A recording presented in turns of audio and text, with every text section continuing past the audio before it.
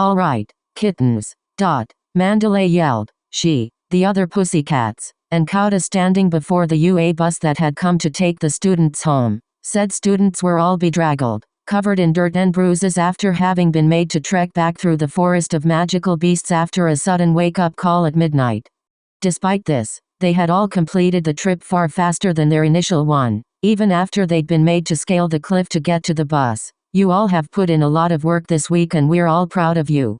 That said, you can't let a little bit of progress get to your head and make you catnap on our laurels. The moment you get complacent is the moment something you thought was a mouse turns out to be a dog. You know what I'm saying. We understand. Most of the students chorused, some of them swaying on their feet or leaning on their more sturdy classmates. Do you mean our principal? Mina called with a tired grin as she leaned on Kirishima, her joke earning a couple laughs from the group.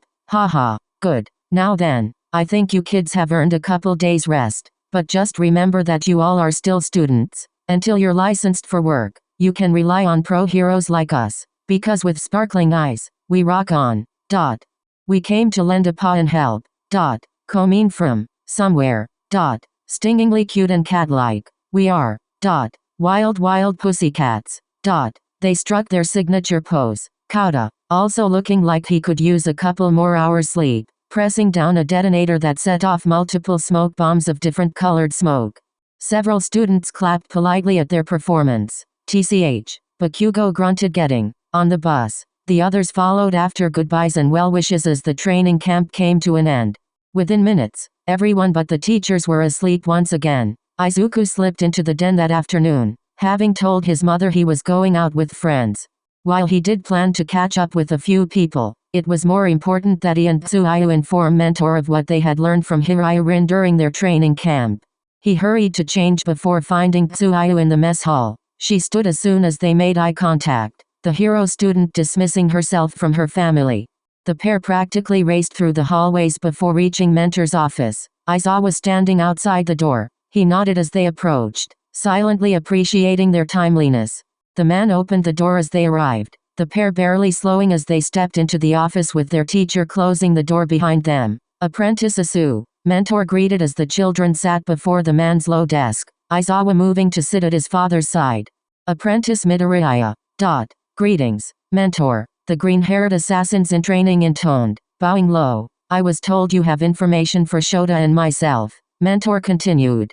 I do hope it's not bad news. This news is mixed. Ribbit. Tsuyu began. An unexpected ally approached us during our training camp. An assassin from another cell. Another assassin? Mentor questioned. Hirairin of the Chinese Brotherhood. Izuku picked up. Aizawa's eyebrow shot upward. He appeared shrouded to us in the outline of an assassin, goading us to follow to a secluded place. And you followed. Aizawa demanded. No weapons and no plan? Have I taught you nothing? He appeared blue in my eagle vision. Izuku defended. We assumed that if an assassin needed to appear to us, it was a time-sensitive matter.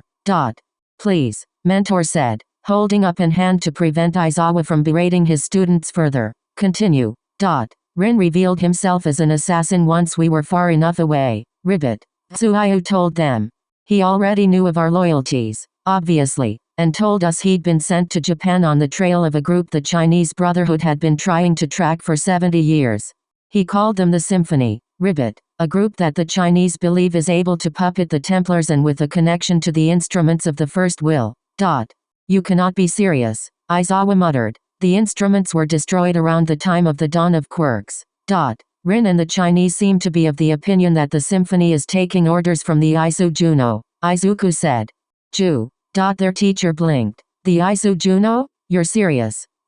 According to Rin, they think the symphony is based out of Texas in America, a blind spot for the American Brotherhood since their meta-rebellion in the 2040s. Rin believes our classmate Pony Tsunatori, an American exchange student from Texas, is a member of this organization and that the woman I told you about from I Island that killed David Shield was another member, likely of the same large family. If true, this is a major concern. Mentor sighed, the man rubbing his old scars as his phantom pains flared. Did this Hirairin offer any evidence to support this claim? He called it gut instinct and circumstantial. Ribbit. Tsuyu replied. He noted that none of the known Templars in our grade had attempted to approach her, chalking that up to evidence most of Symphony were hidden, and that her origins were suspicious. Apparently, Ribbit, Tsunatori's father has 5 wives as well as children in 4 different hero schools and another in the American FBI. Their ranch being in Texas is only another notch of suspicion. Ribbit. Eyes. Ahem. Apprentice Midoriya and I will each write a transcript of the discussion as well as we can remember it and have them ready for you by the start of term. Ribbit. Aizawa sighed. Very well. We will take this all into consideration. As soon as you can without arousing suspicion. I want you bring Rin in to speak with Mentor. We will follow Code Dark Protocol to keep the location of the den secret until we have determined he is trustworthy. I trust that is acceptable. Mentor. It is what I would have ordered. The man's father nodded before turning back to the teens. Is there anything else? We had a disagreement with Rin on process. Izuku offered. Something about training with a bleeding effect and modernity. Tease. Apprentice Asu seemed against most of his arguments, but his recommendation of wearing masks while we operate seems like a good one. I mean, they are rather available today without arousing too much suspicion. The wearing of masks was never banned, Mentor replied. It is just not a common practice as they can interfere with one's peripheral vision. If you wish to, you are welcome to use one. Thank you, Mentor. That is all. Very well. We will discuss this again in due time. Until then, dismissed. Izuku and Tsuyu bowed before standing, ready to take their leave, when a frantic knocking pounded on the door. Mentor. A female voice called from the other end. Serious news. After a glance from the head of their brotherhood, Izuku opened the door, an initiate the same age as he and Tsuyu, even if she was quite a bit taller, practically falling into the room. Her robes were white with a black trim, said robe seemingly thrown on haphazardly in her haste. Your father is in the police, is he not? Mentor questioned, recognizing her. What news do you bring? Mentor. 2 individuals of note have been found dead, the girl panted. Dr. Coyote Garaki and the underworld crime boss called All for One were killed, like, a little over 2 months ago. My father was on the raid with All Might when they were found. A little over 2 months. 73 days upon discovery, 75 days now. That would be near the weekend UA's internships ended, Aizawa commented. Izuku didn't know who All for One or Dr. Garaki were, but this sounded like a big deal. Tsunatori was ecstatic about her mother coming to visit shortly after that time. Ribbit. Tsuyu offered. Another cop with an identification quirk noted that All for One's quirk-stealing quirk was transferred and Garaki's quirk was stolen. I have a bad feeling about this, Aizawa sighed. Apprentices Asu and Midoriya, go about your business. We will let you know if something pertinent comes up. Please do not spread this information unnecessarily until we have verified everything. Yes, Master. They exited and closed the door, expecting Mentor, Aizawa and the other initiate to talk more about what had been reported. Izuku turned to the frog girl. So, he said, what's your plan for the day? I'll return to my family. Ribbit. Same and Tsuki missed me, even if Same doesn't want to admit it. You're welcome to tag along. I'd like to. Tsu, but I have to make a call. Alright, we'll be in one of the training rooms if you want to join us. Tsuyu turned, taking several steps before she paused. Izuku. Yeah, don't be a stranger, Ribbit. She hopped into the rafters, not giving the boy any time to respond. Izuku shook his head before heading the other way toward the international comms room. Said room was about the size of a standard classroom. The perimeter, other than the door as well as the center of the room, filled with computers, phones. That is, computers with telephone capabilities. A number of assassins were in the room at any time, ready to respond to what might be urgent calls from other cells, but most of the equipment was free to use. Izuku moved to the closest assassin. Pardon, he said. Could you help me get connected to the California cell in America? You ever used one of these? The woman asked, pulling her headphones down. I have not. Is there someone in particular you want to get in contact with? Melissa Shield. Oh, you're that kid, the woman realized, remembering the report of the I-Island attack that circulated through the den. Yeah, we got a call from there over the week for you while you were out. I'll show you how the machines work so you can call whenever you want. It's almost noon here, so California's nearing 8 in the evening there. Now watch. Izuku leaned over the woman's shoulder, watching as she opened prompts and moved to type in the cell's call code. Mentor has approved you to know the access code for SoCal 2, the assassin said, tearing off a piece of paper and writing down what looked like a phone number.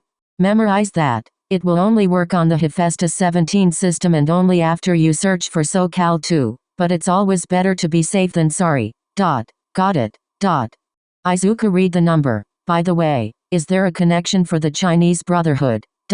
It hasn't been used in a long time, but yes. The woman nodded. Why?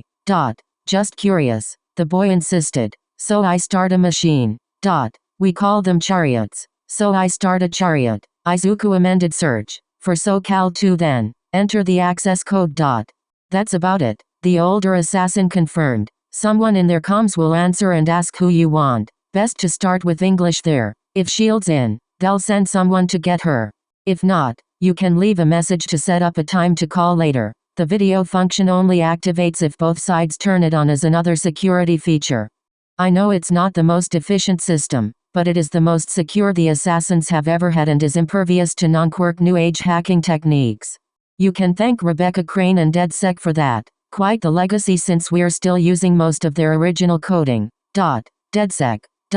British civil militant activist group from the 2030s. They kind of get overshadowed by the quirk rebellions of the next decade, but they're downplayed in the rewritten history since they were absorbed into the British Brotherhood during the chaos after paths crossed. Is there anything else I can help you with? No, I think that's everything. Thank you. Izuku moved to an empty chariot and booted up the machine. It was a great blocky thing like the 1990s American Acer home computer, but where the hard drive of a home computer would usually stand beside the monitor was a wired telephone. The whole thing looked decidedly old and Izuku wasn't sure if it was a dated design or if it was meant to be too big to move. The screen flashed, the prompt asking for his call destination and the access code. 2 minutes later, his call connected. Dickinson's Hot Dogs. A young-sounding male voice said, "Don't ask about the sausage or where it's been. May I take your order?" Izuku blinked. "I'm sorry. Got another one. Johnson." An older voice yelled in the background. "What have I told you about those stupid prank answers?" Yeah. The young voice waved off. "Don't. You yeah, me boy. Or, I will take you out to the training rings and whoop your sorry ass for everyone to see again. Do your job properly. Sorry, I won't do it again. Ahem. Name, affiliation, and contact. Izuku Midoriya. The Verdant answered. Osaka Brotherhood. Calling for Melissa Shield. Lucky dog. Knowing such a hottie. Johnson. Fine. Boss man. Geez, don't get your meta in a wad. Alright, call's going out. Please hold a couple minutes. Izuku didn't know what to make of his first minute on the Hephaestus system. Hopefully, he could limit any further interaction with this Johnson guy. His foot tapped and his fingers twiddled as he waited for Melissa to answer or for Johnson to come back and say that she was out.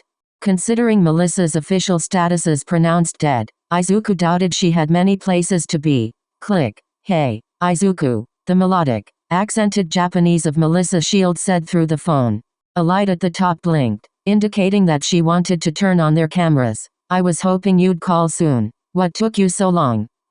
Sorry, I've been busy. Izuku reached up, turning on his own camera. Melissa's face filled the screen. The comms room for SoCal 2 a very similar background to his own. She was dressed in a red sweatshirt from what he could tell, but only her shoulders and up were visible. Izuku chuckled, scratching his cheek. They wanted you to get settled in before you were given access to Brotherhood tech so I could call you, and then we had a UA training camp for all of last week. Can't exactly call an American crime syndicate from a cell phone in the mountains. Yeah, I guess that's fair, she replied. I know it's been a couple weeks, but are you doing okay, Izuku? I'm fine, Melissa, he said. I've actually been promoted since we last talked. I'm now an apprentice, not an initiate anymore. That's nice. Melissa blinked. They don't use the same ranks in America, do they? No, not really. I guess maybe you're briefed on that if you're going outside the country, but the system here is just a rank 1 through 9 system until you graduate to assassin. They've got, like, belt colors to denote rank. Reminds me of the karate classes Pop assigned me up for when I was little. That's interesting. Izuku grinned. I recently learned that we do things. I guess you could call it old school here in Japan. We wear robes during our training and missions and, not to brag, but I'm pretty handy with the wakizashi and tanto. Well, I'll have you know I've been getting pretty good at handling pistols and sniper rifles. Melissa smirked. And they've welcomed me into the AAT department with open arms. AAT, Assassin's Advanced Technology. The blonde clarified, repeating the name in Japanese. It's like our own support department. Helps quirkless and baselines like me keep up with the sub-Qs to the power of 1 out there. Izuku racked his brain, trying to remember the meanings of the American slang Melissa had just dropped on him. He knew he'd heard it in some of All Might's old interviews, but it had been so long since he'd watched those. The American seemed to pick up in his confusion, the girl taking pity on him with a laugh. Baselines are people with quirks that don't improve their physical abilities, she explained. In America, quirks are called meta abilities, an old holdover from classic comics, but those of us without are called normies, slang from the English word normal, sub-Qs, or sub-Ps, depending on the accent, comes from superhumans, and includes everyone whose quirks do increase their basic abilities like every mutant type. Technically, America follows the tri-classification system of mutation, transformation, and emitter, but the sports leagues were too popular to work with just that. They've got 6 leagues for each major sport, baseline, sub-Q, and mutant each for male and female. I knew sports were big in America, but I didn't know they were that major. Oh yeah they are. It's crazy. The rivalries alone are nuts. So tell me about the American Brotherhood. How's Wolfram holding up? It's been hard for him, Melissa sighed.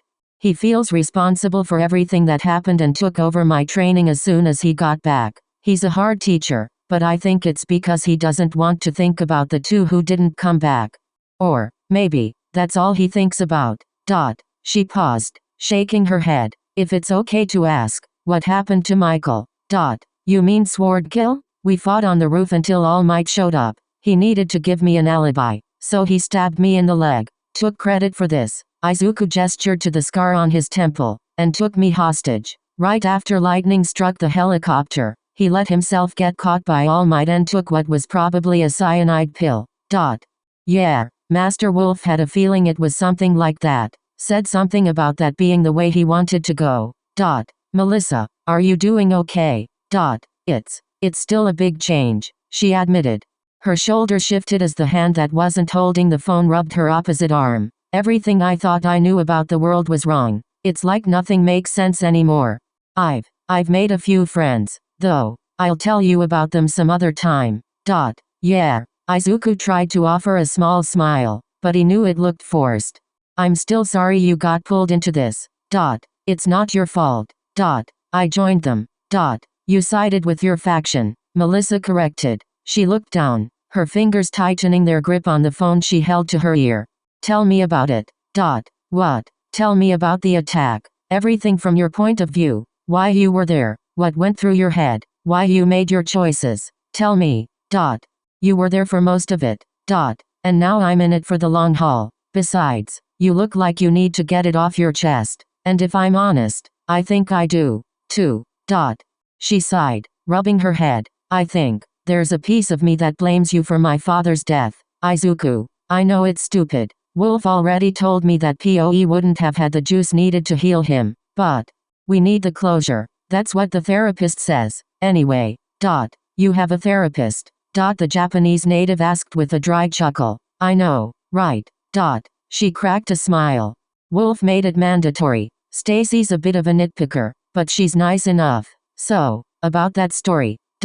Well, I was only on the island because Momo wouldn't take no for an answer. She's a Templar, by the way.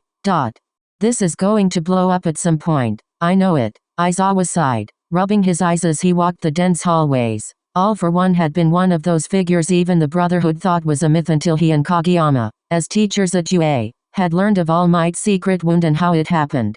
When Class 1A was attacked and the theory of All for One still being alive floated, Aizawa had put a number of his contacts on notice for anything suspicious, but the Shihaseke quickly took priority.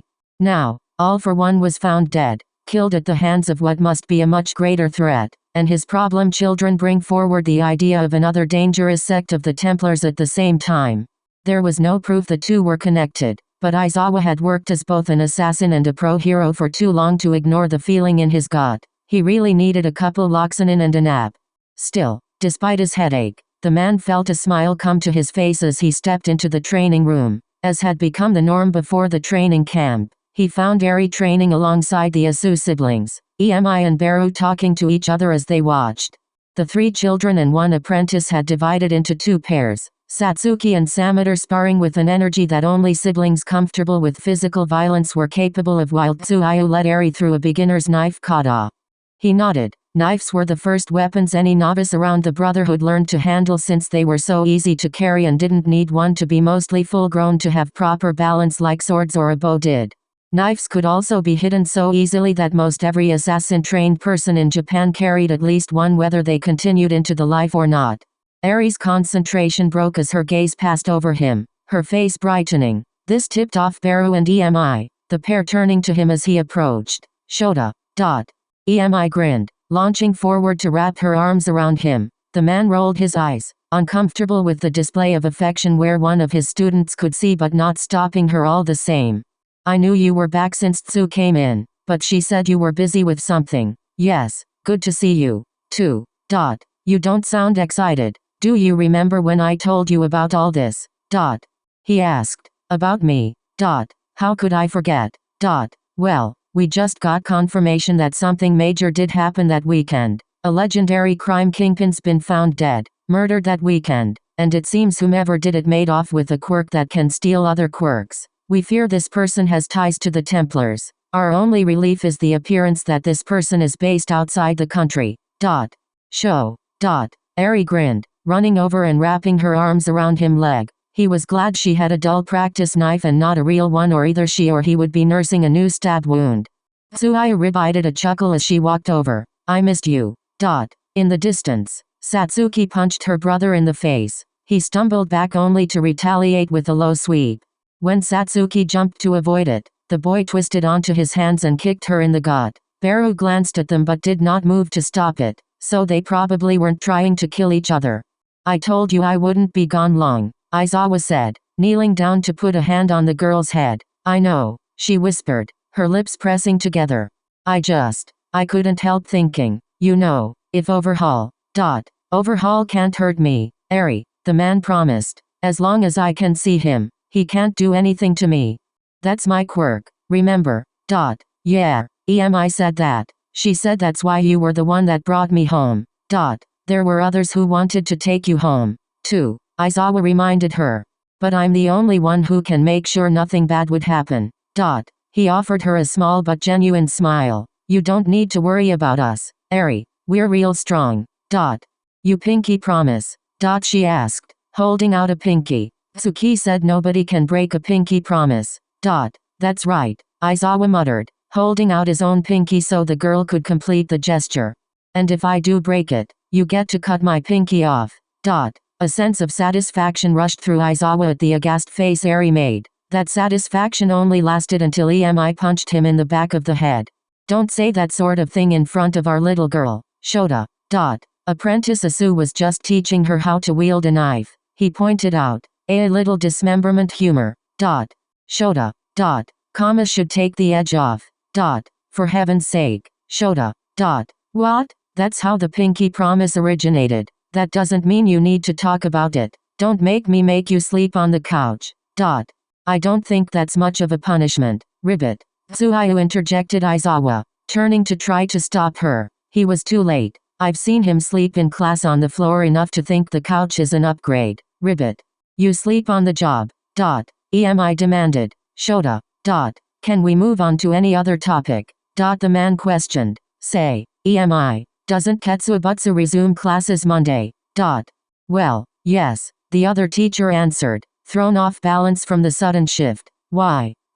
Will your students be participating in the coming licensing exam?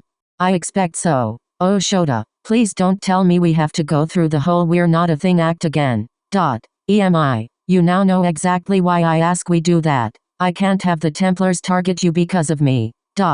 If they do, I'll stab them. Eri promised, swinging her practice knife with gusto. Just like the nice blonde lady. Himi will not be looking after you while we are at work. Aizawa sighed, more to himself than for anyone else. Actually, Akaguro and his protege have been out for the past week and a half. Baru commented. You don't need to worry about that. Really? Aizawa blinked. What are they up to now? Master Akaguro needed more time to lay low with the flaming sidekikers out for his blood. Ribbit. Tsuayu offered. The advancement mission had us assist in a gang takeover. He, Assassin Toga, and Initiate Garcia are now establishing their gang as a proper Yakuza last I heard. Ribbit. What? EMI gasped. Gang activity? Yakuza? Wait. Probably best you pretend you didn't hear that, Baru said, setting a hand on the taller woman's shoulder. Akaguro? That name. Isn't that the name of the hero killer? You didn't tell her. Ribbit. Tsuayu blinked, turning a raised eye on her teacher. Yes, he's one of us. Aizawa sighed, ignoring the way Emi's lips flapped. Eri giggled at her expression. He was on the mission where we rescued Eri. He and his protege got the approval from Mentor to replace the Shihasake with an organization of our own. Better we control the underworld than to leave it to the next schmuck with dreams of criminal grandeur. The point is, Baru continued, Assassin Toga won't be around to look after Eri and all my little tadpoles will be in school. Mom, I'm not little. Ribbit. Tsuayu sighed. I'm sure Keeper or Nekoi would be happy to watch over Eri, Aizawa suggested. Oh, that's the nice cat lady. EMI remembered. That's right. The man nodded, his lips turning into a mischievous grin as he knelt down to Eri's level. And they say if you scratch her between the ears, she'll purr like a cat. Really, but she doesn't want people to know that. You'll have to catch her by surprise. And if you get a little stealth training in, he added silently to himself, all the better. Same. The group of 5 turned to the spar between the younger Asu children to find Satsuki held in a chokehold from behind, but clearly not one that lived up to its name. Her hands were bound above her at the wrist by his elongated tongue, her struggles to free herself ineffective. She had not, however, given in easily, her brother with a black eye and a split lip. Let me go, Kiro. Not until you give in. Whoa, the boy replied. I'm not making that mistake again. Yield. Satsuki put up a few more struggles, her feet kicking the air as she tried to find any weakness in her brother's hold she could exploit, but he was just taller and had a couple more years of training than she did. Fine, she growled. You win this time, Kiro. Just like every time. Whoa. Sameter let go, Satsuki stumbling away as the boy pretended he wasn't preening. Every time you don't fight me, Ribbit. Tsuayu grinned her sudden appearance behind him making the boy jump with a startled whoa. Don't. He began only to cut himself off. HHN. Same. Tsuayu laughed, poking his cheek. You're trying to be tough, Ribbit. How cute. I'm not cute. Don't say that in front. Jay, just don't say that. Whoa. Baru let a small smile tug at her lips as she watched her children tease each other. It was something she hadn't seen from them since their father's passing, and Tsuayu's absence for the week hadn't helped the younger two. Having her back didn't fill the hole Ganma left behind, but she could tell her family was healing, even if it was just a start. Welcome back, everyone. Aizawa grinned, his eyes moving over the students in their seats. I know we just saw each other a couple days ago, but I do hope you all enjoyed your summers. The class stared at him, jaws agape. Slowly, as if afraid to startle someone and cause a panic, Mina rose from her seat and pointed at their teacher. Who are you? She hissed. What have you done with Aizawa-sensei? Izuku turned a confused eye on the pink-skinned girl, but Mina and Kaminari seemed to be of the same opinion, the pair jumping to their feet to also point at the adult of the room. Ashido, Aizawa started. She's right. Kirishima yelled, standing. You won't fool us, villain. Yeah. Kaminari nodded. Our teacher would never smile. Yao Iorozu, Aizawa sighed, pinching the bridge of his nose. Midoriya. Get your class's idiots in line. Sir, it is unprofessional to call your students such a derogatory term. Ida exclaimed. Ashido, Izuku said. Hagakure, Kaminari, Kirishima, that really is Aizawa-sensei. I think we've just never seen him in such a good mood. No way. Toru gasped. Aizawa and good mood are two things that have never existed in the same sentence without a knot between them. Pardon me, Jiro, the class representative cut in, getting the more petite student's attention. Could you please confirm that that individual truly is our teacher? Oh, it's definitely him, the punk rock girl replied. Every auditory output matches. I can't tell you why he was happy, but it's gone now. Seriously, Bakugo grunted. If you couldn't tell that, then you extras need to get the fuck out. Can we continue our lesson now? Aizawa demanded. The four who had questioned him slowly sat down, two of them pink from embarrassment, another maroon, and the last thankful that she was invisible. Good. In that case, I have an announcement that is sure to get your blood pumping. This semester includes two very important moments for you before your finals come around. The first will be your first hero licensing exam coming 2 weeks from now. This will be our immediate focus and I will explain more in a moment. The second will be your first work study. Yes, Eureka. I thought we already did work studies. The brunette commented, lowering her hand. Your work studies are similar to your internships. Yes, but very different. Does anyone know how? Izuku raised his hand. Midoriya. I had a senpai explain the difference to me when we worked together during my internship. Izuku began remembering the conversation he had with Haya on their way away from the Edgeshot agency. Interns are not allowed to use their quirks unless directed or given permission by the pro under which they are interned. In addition, the internships only last 1 week. Work studies, however, last a month in totality and the student acts more like a sidekick than an observer. Consequently, work studies cannot happen until after the student has obtained their provisional hero license and has permission from the HPSC to use their quirk. Work studies are also compensated. Why did you have a senpai? Sero questioned. None of us got one. During internships, agencies with regular work study students can offer for them to take a mentoring role with new interns. Not many accept, though, since doing so means they rack up a week of absences from class that they need to make up or do online. Plus, it's not a proper work study, so they aren't paid for the week. As a consequence, not many want to do the makeup work without pay on top of, how did she put it, babysitting a freshie.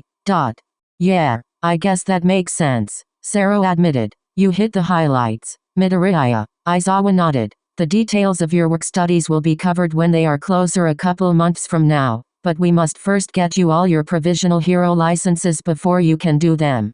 Unfortunately for you, the exam has not been good for UA historically. Can anyone guess why? Yes, Aoyama. Mess parents warned me of an occurrence that seems regular. They called it l'Écraseur d'Ua, the UA crush.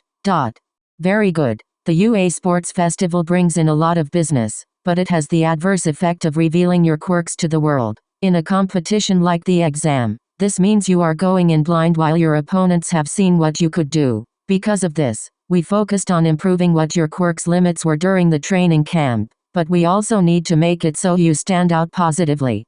BAM. The sliding door smacked into its frame as Midnight interrupted the lesson. Of course, she would show up when they were talking about attention. It's time for you all to start developing your first super moves. The provocative teacher announced, sauntering into the room. Don't let it distract you from your classes this morning, but start fantasizing about what you can pull off that looks flashy and can rock someone's world. Your heroics classes will be focused on this for the next few weeks with a rotation of other teachers so you all can get a variety of special play. She licked her lips. What are you doing here, Midnight Sensei? Ajiro questioned, trying to cover his pink cheeks like several of the other students. I wanted to sleep, Aizawa told them. As such, this morning Midnight will be covering a special lesson on the super moves of pre-quirk media heroes and how you can take inspiration from them. Are there any more questions? No? Good. And Aizawa slumped over behind the desk, sleeping.